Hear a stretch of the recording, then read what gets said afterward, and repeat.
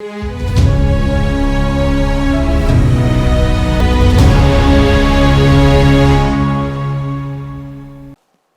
दोस्तों, राजनीति की बातें किताबों की कहानी में एक बार फिर से आपका स्वागत है। मैं हूं आपका दोस्त धर्मेंद्र कंवारी।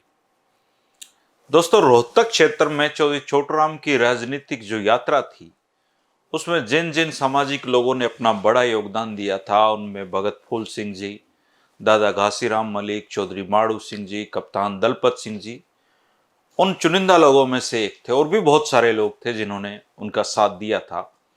और जब पंजाब में यूनियनिस्ट पार्टी की सरकार बनी, सर सिकंदर हयात खां प्रीमियर बने, चौधरी छोटूराम उसमें वजीर बने, तो चौधरी छोटूराम को जानने वाले लोग उनसे अपने पर्सनल कामों को लेकर भी मिलते थे।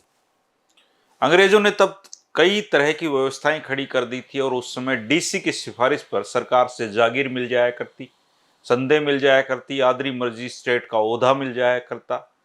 लेकिन उसके लिए चौधरी छोटूराम को प्रयास करने पड़ते थे।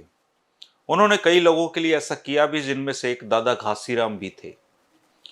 चौधरी माड़ू सिंह मलिक के जीवन पर अध्ययन करते हुए उनको जागीर मिलने की कहानी भी लिखी हुई है। चौधरी माड़ू सिंह बताते हैं कि दादा घासीराम हमेशा चौधरी छोटूराम के साथ रहे और चुनाव में हमेशा उनकी मदद की। 1937 के चुनाव में दादा घासीराम और भगत फूल सिंह ने ही चौधरी माड़ू सिंह के साथ मिलकर चौधरी टीकाराम को विजयी बनाने में सहयोग दिया था, जबकि वो दहिया गोत्र के थे और चौधरी लहरी सिंह ये चुनाव हार गए थे। ये चुनाव चौधरी छोटूराम के लिए जीतना बहुत जरूरी था। गठवाड़ा गोत में चौधरी घासीराम को जो सम्मान हासिल था, वो बहुत बड़ा सम्मान था और मलिक गोत्र के टिकैत होने के कारण उन्हें दादा के जो शब्द था, दादा की उपाधि थी, उसी से पुकारा जाता था।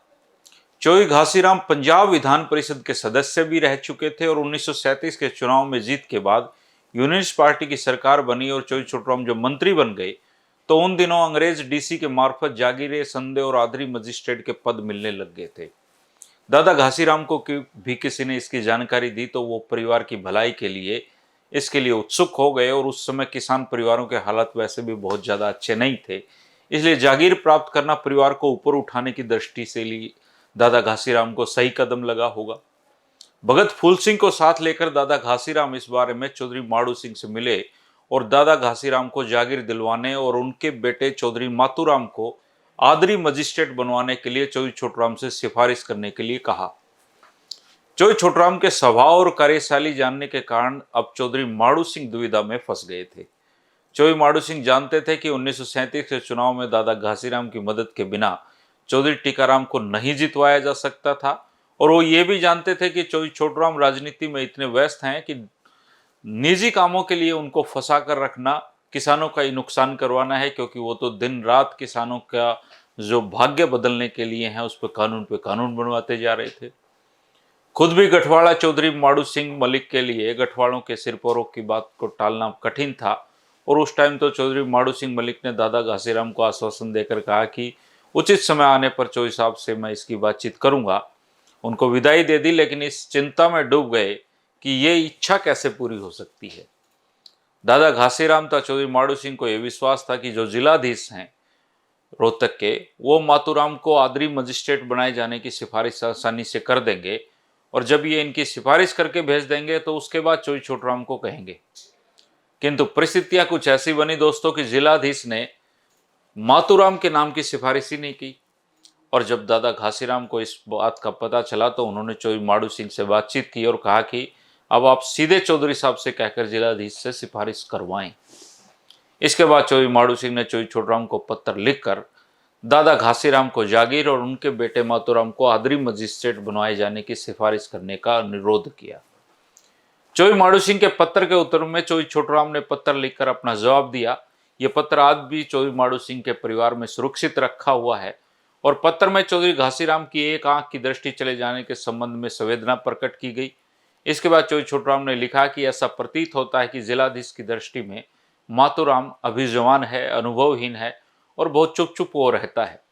इन कमियों के लिए किसी न किसी रूप में दादा घासीराम स्वयं भी उत्तरदायी हैं, क्योंकि उन्होंने ही सदाई मातूराम को पृष्ठभूमि में रखा है। इसके साथ ही उन्होंने कहा कि चौधरी घासीराम को मालूम होना चाहिए कि वो खुद भी बड़ी आयु में ही आकर ऑनरेरी मजिस्ट्रेट बने थे। अब जिलाधीश को पुनः पहुंच बनाने का समय नहीं है और इसके अलावा सच्चाई ये है कि मेरे पास इतना समय ही नहीं कि चौधरी घासीराम की जागीर के लिए मैं जिलाधीश से कहूँ, इसलिए तुम इस संबंध में चौधरी टीकाराम और चौधरी श्रीचंद से बातचीत करके जिलाधीश से सिफारिश करवा लो। चौधरी माड़ू सिंह ने दादा घासीराम और भगत फूल सिंह को चौधरी छोटराम के विचार बताए और इसके बाद चौधरी टीकाराम और चौधरी श्रीचंद को साथ लेकर रोहतक के जिलाधीश से दादा घासीराम को जागीर देने की सिफारिश की मांग की। थोड़े दिन बाद इसका शुभ परिणाम आया और दादा घासीराम को जागीर अलॉट की गई, जो उस समय बहुत बड़ी बात थी।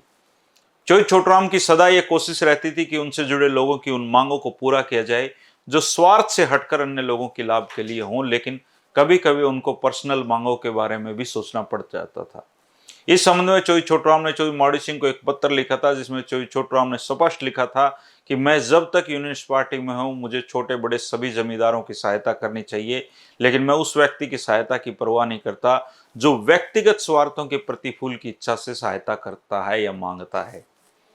चौधरी माड़ू सिंह के संबंध में उनकी धारणा यह थी कि यह आदमी निजी स्वार्थों से प्रेरित होकर सिफारिशें नहीं करता, इसलिए चौधरी साहब के मन में इतने समा गए थे कि उनकी बात की अनदेखी नहीं करते थे। एक घटना आवली गांव की सुनाता हूं दोस्तों, और चौधरी गणेशी राम जी थे आवली गांव के। चौधरी गणेशी राम जी बहुत बढ़िया सामाजिक आदमी थे और उनका क्षेत्र में काफी रसूख था। चौधरी छोटराम उनकी बहुत इज्जत किया करते थे।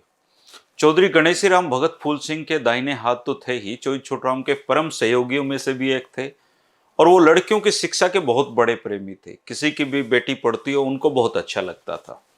चौधरी गणेशी राम अपने भाइयों की लड़कियों को भी आगे पढ़ाना चाहते थे, किंतु खुद उनकी और उनके भाइयों की आर्थिक जो स्थिति थी वो अच्छी नहीं थी और इतने पैसे नहीं थे कि ये भाइयों की लड़कियों को गांव से बाहर छात्रावास में रखकर शिक्षा दिलवा सके।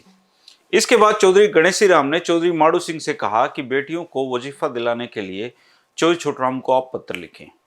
चौधरी माड़ू सिंह ने चौधरी गणेशी राम से प्रार्थना पत्र लेकर अपनी सिफारशी चिट्ठी के साथ चौधरी छोटराम के पास भेज दिया और चौधरी माड़ू सिंह का पत्र मिलने के बाद चौधरी छोटराम ने वापस पत्र लिखा और कहा कि मैं इस बात के लिए चिंतित हूं कि मुझे अपने आर्थिक वायदे आगे बढ़ाने नहीं चाहिए, परंतु चौधरी गणेशी राम इतने अच्छे आदमी हैं कि उनको निराश नहीं किया जा सकता है, इसलिए लड़कियों को कन्या पाठशाला खानपुर में प्रविष्ट करवा दो और 10 रुपये महीने के मैं भेजता रहूंगा। कृपया यह जरूर बता दें कि मनी ऑर्डर हेड मिस्ट्रेस के नाम से भेजा जाना है या मैनेजर के नाम से भेजना है।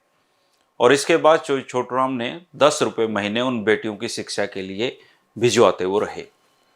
बताते हैं कि चौधरी छोटराम अपने वेतन को इसी तरह बच्चों की शिक्षा पर खर्च किया करते थे और जब तक वो मंत्री रहे लाहौर में उनकी कोठी हरियाणा के लोगों की एक तरीके से सराय थी। कोई भी वहां जाकर रह सकता था और जब चाहे जितने दिन रह सकता था, कोई रोक टोक नहीं थी और वहां पर ऐसे ही हुक्का चौधरी छोटराम पे गुड़गुड़ाया जाता था। जो कल का वीडियो है दोस्तों, उसमें मैं मोठ के कुएं की कहानी बताऊंगा और ये कहानी हमारे हरियाणा के पुराने समय की सामाजिक व्यवस्था को बदलने में, उसको समझने में बहुत मदद करने वाली है। मोठ के कुएं में भगत फूल सिंह जी का संघर्ष, चौधरी छोटूराम जी की कहानी और बहुत कुछ छिपा होगा। इंतजार कीजिए कल के 3 बजे के वीडियो का दोस्तों। और ये कहानी जो मोठ के कुएं की है निश्चित रूप से आपने अभी तक नहीं सुनी होगी और इस जो कहानी है इस कहानी में बहुत ये अलग तरह का एक किरदार सामने आएगा भगत फूल सिंह जी का और चौधरी छोटूराम जी का। तो आप कल के वीडियो में इंतजार करिएगा दोस्तों। 3 बजे की हमारी दोस्ती को बनाए रखिए। कल फिर मुलाकात होगी। शुक्रिया, नमस्कार।